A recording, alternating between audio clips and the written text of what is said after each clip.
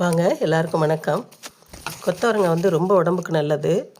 அது உடம்பு வலியெல்லாம் கூட போக்கும்.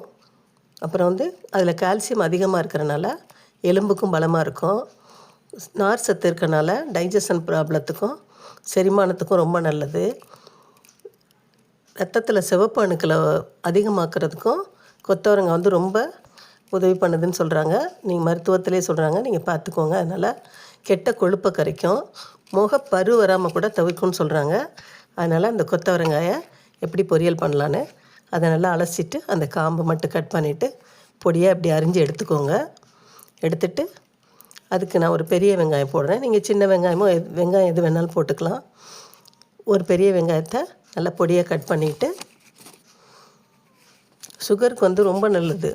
அந்த ரத்தத்தில் இருக்கிற சுகரை உறிஞ்சி எடுத்துருமா அது, அதில் உள்ள அந்த நார் சத்து அதனால் சுகருக்கும் ரொம்ப நல்லதுன்னு சொல்கிறாங்க.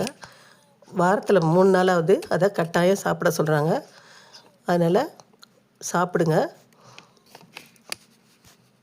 கொஞ்சம் எண்ணெய் விட்டு ஒரு 2 டேபிள் ஸ்பூன் எண்ணெய் விட்டுக்கோங்க.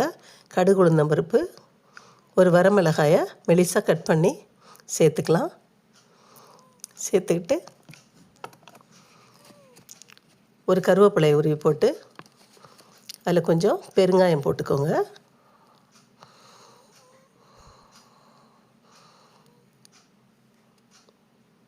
இப்போ வெங்காயத்தை அதில் போட்டு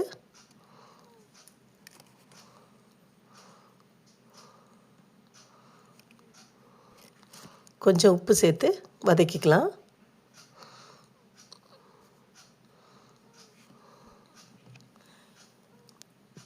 ரொம்ப ப்ரௌனாக ஆகிற வரைக்கும் வதக்க வேண்டியதில்லை. ஒரு அரைவாசி வதக்கினா போதும். அப்படி வதக்கின பிறகு கொஞ்சம் மஞ்சத்தூள் போட்டுக்கோங்க. இப்போது காயை அதில் கொட்டி கொஞ்சமாக தண்ணி விடுங்க. ஏன்னா வேக வச்சு எடுத்திங்கன்னா அதில் உள்ள அந்த சத்தெல்லாம் போயிடும்.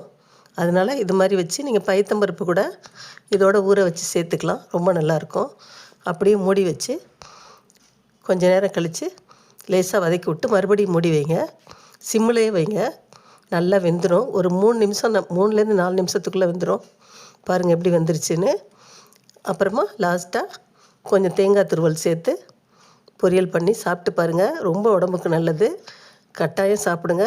பிடிச்சிருந்தால் லைக் பண்ணுங்கள், ஷேர் பண்ணுங்கள். ரொம்ப நன்றி, வணக்கம்.